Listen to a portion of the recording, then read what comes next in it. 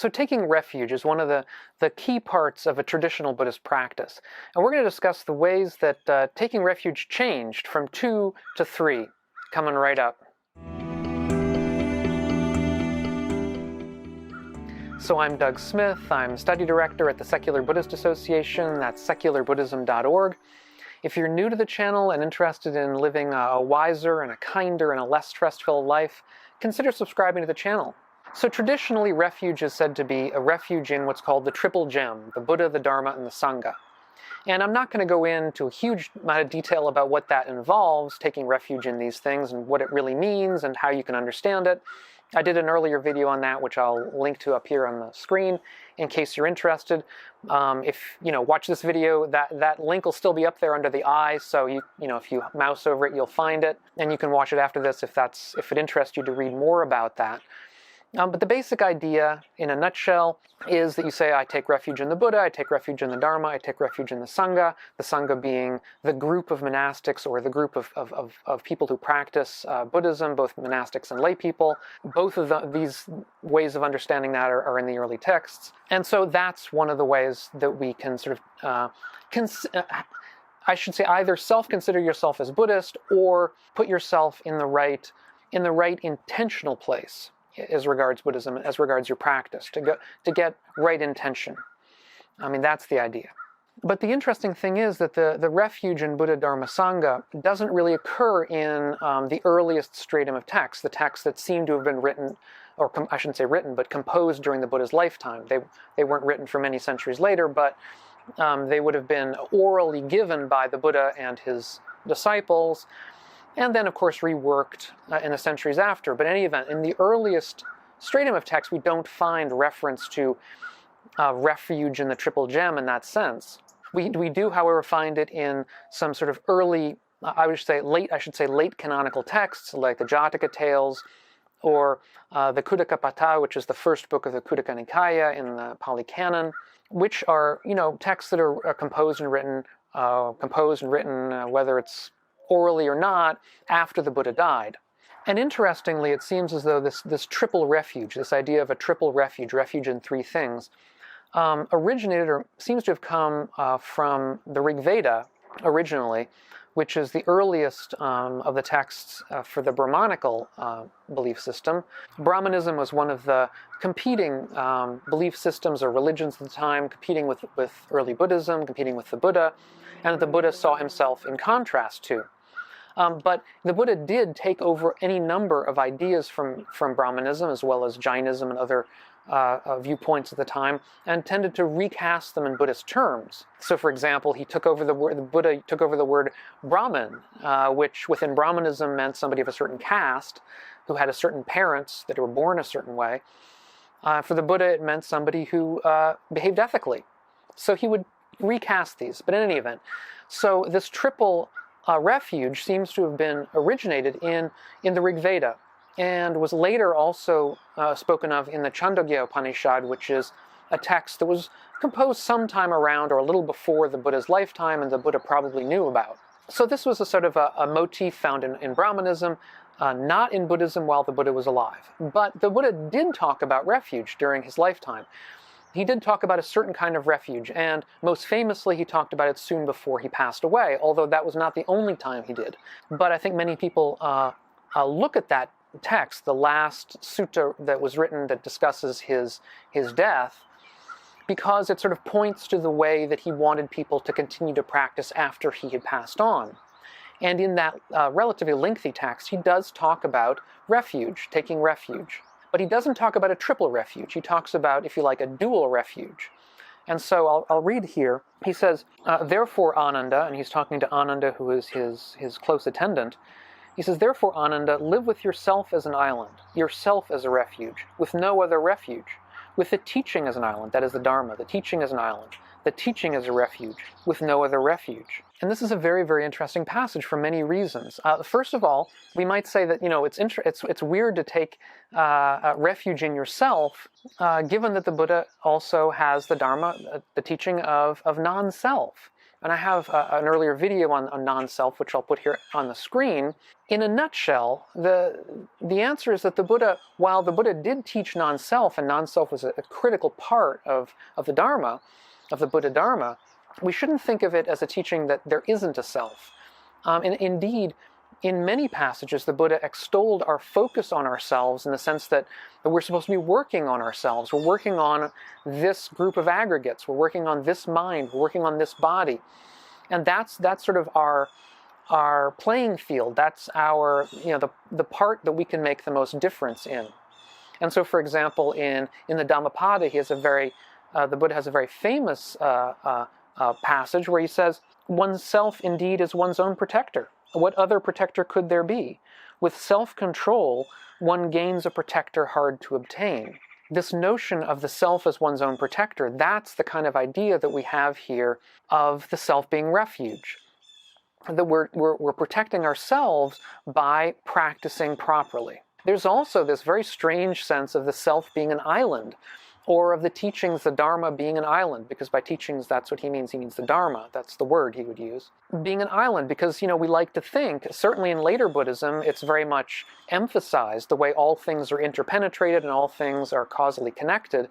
That picture of the world is less emphasized in the early teachings. While it certainly is true that all things arise and pass away based on causes and conditions, there is a sense of oneself being an island, of one being by oneself in practice in many ways. And so, for example, there's a very famous early text in the Sutta Nipata. It's in fact, I believe, to be one of the earliest texts in the canon, called the Rhinoceros Horn Sutta.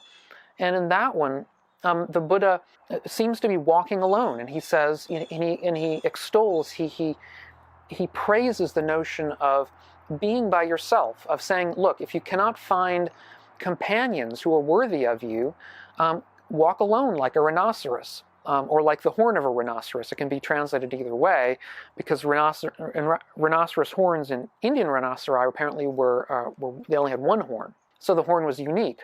And so you should think of yourself as kind of solitary insofar as you can't find good companionship. And it may very well be that this early text, that this text was written early on or composed early on in the Buddha's lifetime, when indeed he was alone. He didn't have a sangha. When he was, he found it relatively difficult perhaps to find people that he could really connect with. And where he's saying, look, I've dealt with bad people before. He also in this same sutta says, basically, a lot of people are out for their own thing, and if you find that they're not really working well with you, then walk alone like a rhinoceros. Although he also says at the end of that text, if you can find the right person, then they're like a jewel, basically. I mean, that there's something very special, and you should keep them with you. But if you can't find such a person, then walk alone like a rhinoceros. But this is the idea, I think, behind the self being an island, or behind the Dharma being an island. It's something which, yes, it arises based on causes and conditions, but it's something that can be separated to an extent that you can work on it alone, so that you're not dealing with a lot of distractions, let's say, in your practice. But then having said all this, the obvious question arises, how? How are we supposed to practice with ourself as refuge and with the Dharma as refuge? And here the Buddha actually gives a straightforward answer.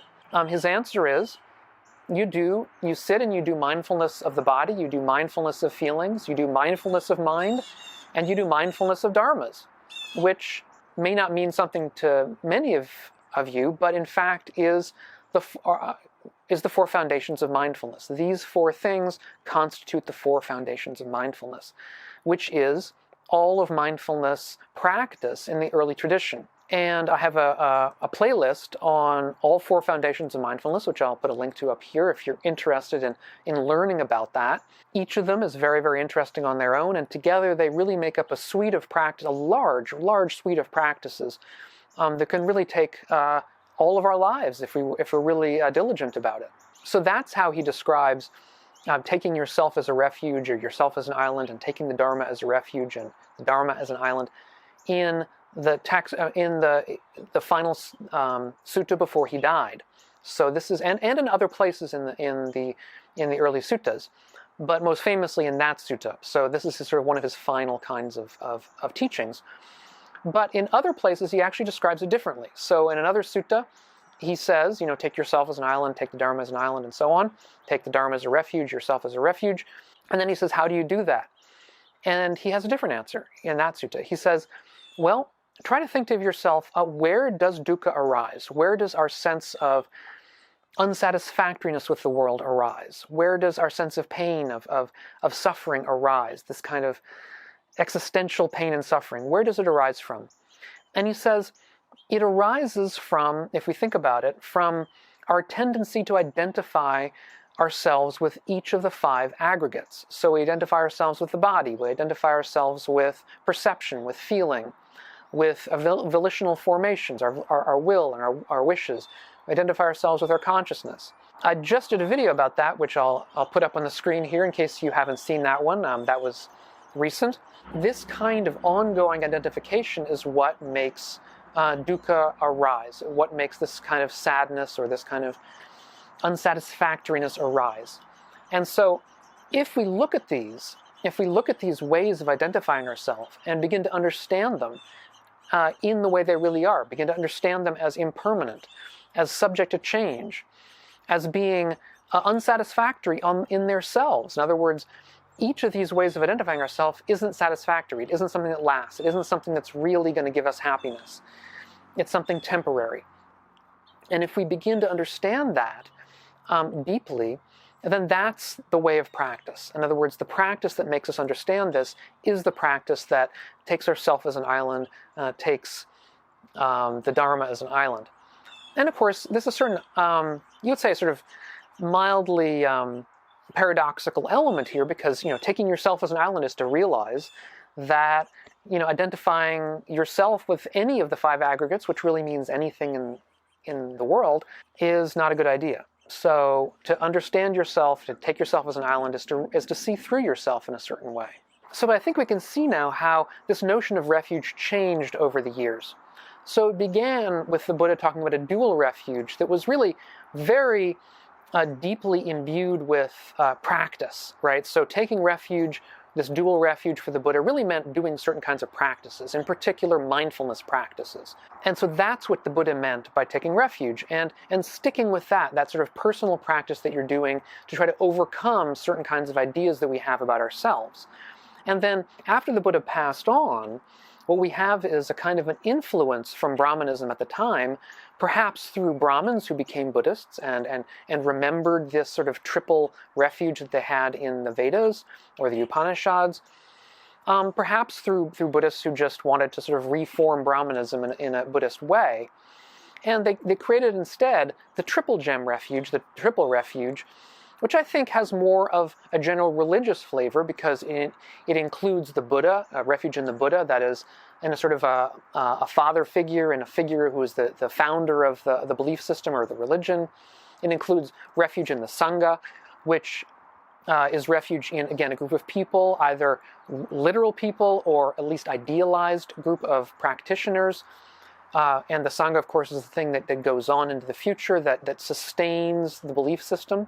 So there are different ways of looking at things. One is sort of, I think, the Buddha's was, I think, more practice-oriented, and the later one, the one that is now part of more traditional practice, is less practice-oriented but more sort of devotional in a certain sense.